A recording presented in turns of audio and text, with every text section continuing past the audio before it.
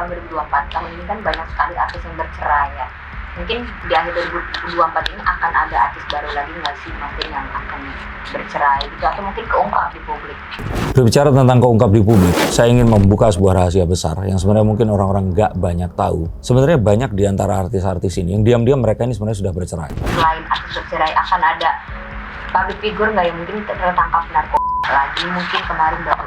Ya, akan ada public figure tertangkap narkoba. Dan ini sepertinya bukan kali pertama. Sampai Gatras, ini kalau saya kira ini yang terbesar itu nggak akan terjadi di tahun ini. Tahun depan pun saya agak sangsi. Kalaupun terjadi gempa dan lumayan besar, ketahuilah itu hanya gladi resik saja. Dan itu bukan yang utama.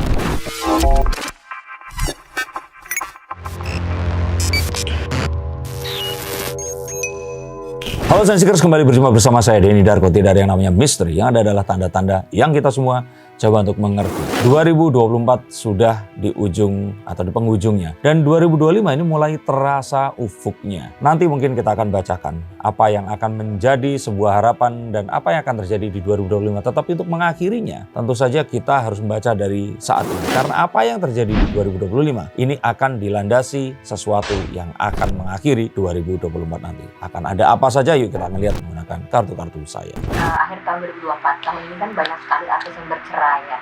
Mungkin di akhir 2024 ini akan ada artis baru lagi nggak sih mungkin yang akan bercerai gitu, atau mungkin keungkap di publik? Berbicara tentang keungkap di publik, saya ingin membuka sebuah rahasia besar yang sebenarnya mungkin orang-orang nggak banyak tahu. Sebenarnya banyak di antara artis-artis ini yang diam-diam mereka ini sebenarnya sudah bercerai. Tapi mempertahankan apa yang mereka itu sudah lakukan selama ini di sosial media. Betul sekali. Mungkin mereka mempertahankan karena terikat kontrak. Mungkin mempertahankan karena masih memiliki sebuah harapan. Dan mungkin mempertahankan karena salah satunya mungkin masih sayang. Tetapi kita melihat bahwa kasus-kasus perceraian yang sebenarnya ada. Ini bukan yang sudah terjadi ya. Jadi kalau kita bicarakan misalnya kayak Ruben dan Sarwenda kan sudah terjadi. Nah ini ternyata itu banyak kasus selain yang tadi ya. Itu kasus yang ternyata mereka ini sudah percaya tapi kita nggak tahu. Kita taunya mereka masih suami istri dan masih mesra. Bahkan mereka ini masih terlihat main dan juga beraktivitas bersama keluarga mereka. Nah ini mungkin satu hal yang kalau kita dibilang miris ya, sebenarnya kalau dari sisi positif ya siapa tahu malah nggak jadi nanti ya. Tapi sayangnya memang terlihat bahwa mereka ini pun itu sepertinya memang sudah nggak memiliki kalau kita bilang itu chemistry lagi satu di antaranya. Saya nggak bicarakan ya Ruben dan Sarwenda ya, tapi beda. Ini sesuatu yang saat ini kalian pun itu belum pada tahu. Mas Ben mungkin bisa kelihatan nggak apakah itu artis tersohor atau selebgram? Oh, tersohor. Ini bahkan kalau kita bilang di TV masih sering nongol. Dan dia ini kalau kita bilang lumayan berbeda dengan yang lain-lainnya. Jadi kalau seandainya saya sebut namanya, kalian pasti akan sulit untuk mendapatkan pembanding artis yang seperti ini. Soalnya kalau saya bilang artis sinetron ada puluhan. Tapi kalau saya sebut namanya ini tadi, ini pernikahannya aja adalah sesuatu yang unik. Dan mereka berdua pun ini tuh kayak mungkin kalau kita bilang semua orang tahu namanya. Karena sering diundang di banyak acara. Dia juga pernah memiliki acara sendiri. Dan kalau saya lihat di sini sebenarnya dia ini adalah seseorang yang kalau saya katakan ya memang menyembunyikan perpisahannya ini untuk ya kebaikan bersama ya. Dan kalau saya kira bisa saja mungkin ya tadi itu terikat sebuah kontrak sehingga mereka ini nggak pengen itu terekspos. Tapi kira-kira pada akhirnya sosok ini akan mengungkapkan nggak dirinya ke publik atau ke media? Kalau tahun ini tidak, tapi tahun depan mungkin. Dan alasan mengumumkannya mungkin ya akhirnya mereka merasa harus ditunjukkan, atau bisa saja mereka nggak mengumumkan sampai salah satu dan yang satunya ini sudah mendapatkan dulu pasangan sehingga ya udah yuk kita umumkan. Tapi ini sangat disayangkan karena kalau melihat mereka ini memiliki anak-anak yang juga kayaknya benar-benar ini keluarga harmonis, couple goals banget dan ya sangat disayangkan sebenarnya. Cuman saya nggak bisa mengucapkan namanya karena menghormati privasi. Dan kalaupun kalian cari, kalian pasti nggak akan bisa menemukan karena kalian akan kaget kalau saya katakan sebenarnya mereka ini sudah berpisah. Oke, maksudnya dari berbagai tragedi di akhir 2024 selain artis bercerai akan ada public figure nggak yang mungkin tertangkap narkoba lagi, mungkin kemarin baru.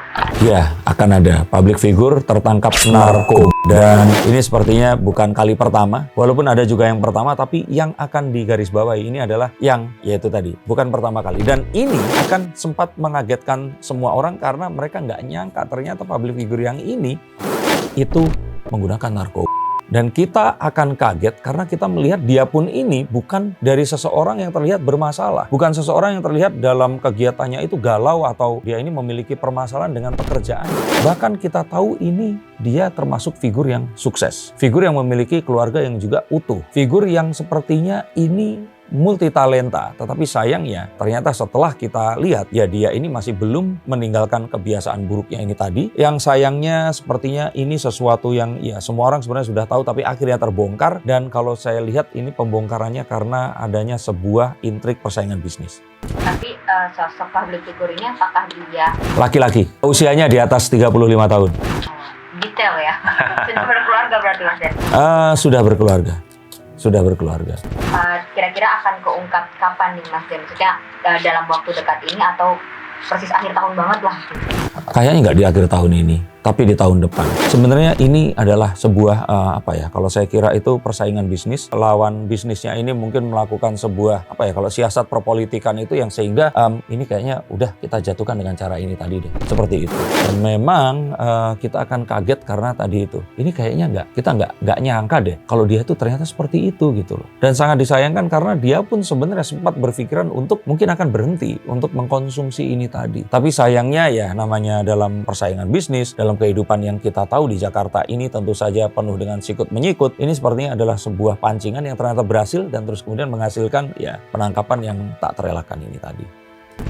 Dan selain itu kemarin belum lama ini BMKG memberikan prediksi akan ada gempa bumi megatrust. Nah mungkin dari yang Mas Den lihat, mungkin akan nggak sih ada bencana alam gitu mungkin di akhir tahun 2024 ini atau seperti apa Mas Den? Oke, sebenarnya kan kita tahu bahwa Indonesia ini memang gudangnya kalau kita bilang itu hidrometeorologi fenomena. Jadi fenomena alam yang menimbulkan sebuah kalau saya kira pergolakan yang disebabkan karena siklus air yang ada di permukaan tanah ini tadi. Yang kalau saya kira karena nanti menuju ke musim penghujan, pasti ini akan curah hujan yang naik, menimbulkan banjir, ataukah nanti ternyata angin yang terus bertiup menimbulkan rob. Nah ini sesuatu yang pasti tidak bisa kita hindarkan. Tapi ya namanya kondisi air di Indonesia ini kan sesuatu yang wajar ya. Nah megatrust ini kalau saya kira ini yang terbesar itu nggak akan terjadi di tahun ini. Tahun depan pun saya agak sangsi. Kalaupun terjadi gempa dan lumayan besar, ketahuilah itu hanya gladi resik saja. Dan itu bukan yang utama. Maka saya sarankan teman-teman di sini mendownload aplikasi dari BMKG untuk mengetahui apapun yang akan terjadi dan ramalan atas apa yang mungkin akan bisa kita temui dari indikator-indikator yang ditemukan di lapangan tentang apa yang akan terjadi. Maka saya katakan bahwa megatrust itu sesuatu yang niscaya pasti akan terjadi karena letak lempengannya memang di sekitar Indonesia. Tetapi yang terbesar itu tidak akan terjadi dalam waktu 1 atau 1,5 tahun ke depan. Tapi kalau gempa itu pasti akan terjadi. Kalau untuk bencana alam lain, dan akhir tahun 2024 ini kelihatan nggak mungkin ada yang terjadi dan mungkin ada korban yang banyak meninggal, yang heboh lah gitu se-Indonesia Raya. Kalau saya kira sesuatu yang besar itu dari alam ya.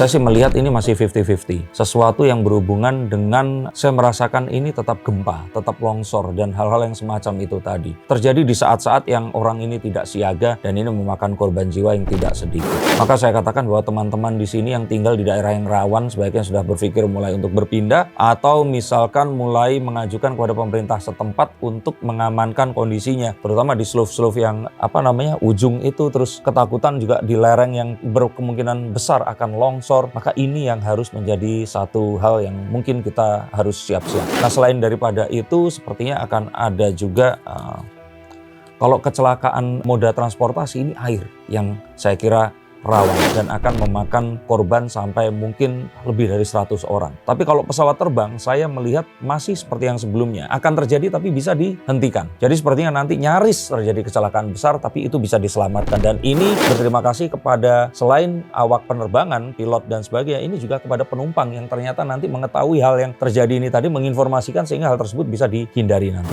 Dan ini juga nggak terlepas tidak hanya masalah teknis manusia tapi juga dari adanya angin yang berhembus kencang, terutama di daerah-daerah yang dari peninsula Malaka Melayu ke atas itu kan rawan terhadap taifun dan sebagainya. Ini yang harus diwaspadai.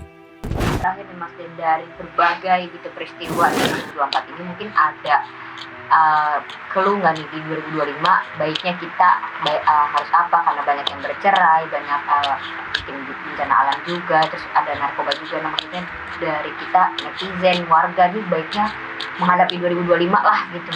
Sebelum itu di 2024 yang harus diwaspadai, ini adanya konflik yang timbul seakan-akan ingin mengulang sesuatu yang terjadi di 2017 dan 19, yaitu konflik SARA. Nah ini harus diwaspadai dengan adanya pilkada ini nanti. Karena nanti hal-hal yang sifatnya primordial ini akan dikedepankan, sesuatu yang sifatnya kesukuan, dan ini akan dipergunakan untuk menarik massa dan membentur-benturkan satu dan yang lain. Nah, harus diwaspadai, terutama menjelang dan saat pilkada nanti, dan ini harus benar-benar menjadi catatan untuk warga tidak terpancing. Tapi untuk yang semuanya tadi, saya sih cuma berpikir bahwa tahun 2024 selain ini adalah tahun pembalasan atau tahun yang memberikan sebuah reward dari apa yang kita kemarin lakukan, maka kita rasakan bahwa di tahun ini, itu tahun 2023 menuju 2024. Di tahun ini itu saya merasakan bahwa ada baiknya kita mulai untuk, kalau kemarin kan mulai menabung, nah sekarang mulai untuk berani untuk melangkah, mengambil resiko, dan mulai melakukan apapun yang ada dipikirkan. Kita menunda, kita telat untuk mengambil langkah, maka ini akan menjadi sebuah petaka dan sebuah kehilangan kesempatan yang nggak akan bisa kita ulang lagi. Maka ini adalah kesempatan, jika ada peluang di depan mata langsung diambil, tapi ingat untuk berhati-hati. Dan yang paling penting di sini adalah